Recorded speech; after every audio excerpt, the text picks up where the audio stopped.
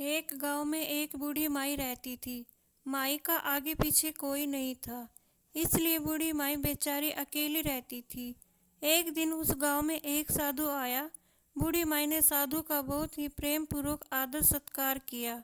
जब साधु जाने लगा तो बूढ़ी माई ने कहा, महात्मा जी, आप तो ईश्वर के परम भक्त हैं। कृपा करके मुझे ऐसा आशीर्वाद दीजिए जिससे मेरा अकेलापन दूर हो जाए। अकेले रह रह करके उब चुकी हूँ। साधु ने मुस्कुराते हुए अपनी झोली में से बाल गोपाल की एक मूर्ति निकाली और बुढ़िया को देते हुए कहा, माई, ये लो, आपका बालक है। इसका अपने बच्चे की तरह प्रेम पूर्वक लालन पालन करती रहना। बुढ़िया माई बड़े लाड प्यार से ठाकुर जी का लालन पालन करने लगी।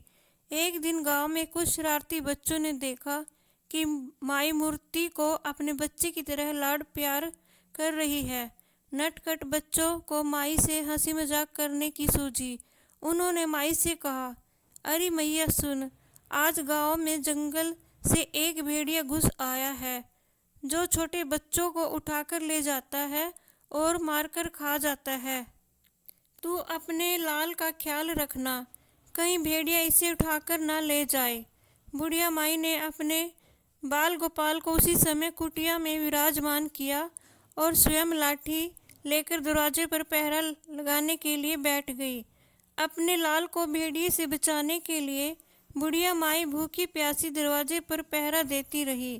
पहरा देते देते एक दिन बीता, फिर दूसरा दिन, तीसरा, चौथा और पांचवा दिन बीत गया। बुढ़िया माई 5 दिन और 5 रात लगातार बगैर पल के झपकाए भेड़िए से अपने बाल गोपाल की रक्षा के लिए पहरा देती रही। उस भोली भाली मैया का यह भाव देखकर ठाकुर जी का हृदय प्रेम से भर गया। अब ठाकुर जी को मैया के प्रेम का प्रत्यक्ष रूप से आस्वादन करने की इच्छा हुई। भगवान बहुत ही सुंदर रूप धारण कर वस्त्र आभूषणों से सुसज्जित होकर माई के पास आए। ठाकुर जी के पांव की आहट पाकर माई को डर गई कि कहीं दुष्ट भेड़िया तो नहीं आ गया मेरे लाल को उठाने। माई ने लाठी उठाई और भेड़िए को भगाने के लिए उठ खड़ी हुई। तब श्याम सुंदर ने कहा, मैया, मैं हूँ, मैं तेरा वही बालक हूँ जिसकी तुम रक्षा करती हो। माई ने कहा, क्या, चल हट, तेरे जैसे भूत देखे हैं, तेरे जैसे सैकड़ों अपने लाल पर न्यौछावर कर दूं। अब ऐसे मत कहियो, चल भाग यहाँ से। ठाकुर जी मैया के इस भाव और एक निष्ठता को देखकर बहुत ज्यादा प्रसन्न हो गए। ठाकुर जी मैया से बोले, अरे मेरी भोली मैया, मैं त्रिलोकीनाथ भगवान हूँ। मुझसे जो चाहे वर मांग ले, मैं तेरी भक्ति से प्रसन्न हूँ। बुढ़िया माई ने कहा, अच्छा, आप भगवान हो, मैं आपको 100 प्रणाम करती हूँ। कृपा कर मुझे यह वरदान दीजिए कि मेरे प्राण प्यारे लाल को भेड़िया न ले जाए। अब ठाकुर जी और ज़्यादा प्रसन्न होते हुए बोले, तो चल मैया, मैं तेरे लाल को और तुझे अपने निज धाम के लिए चलता हूँ। वहाँ भेड़िए का कोई भय नहीं है।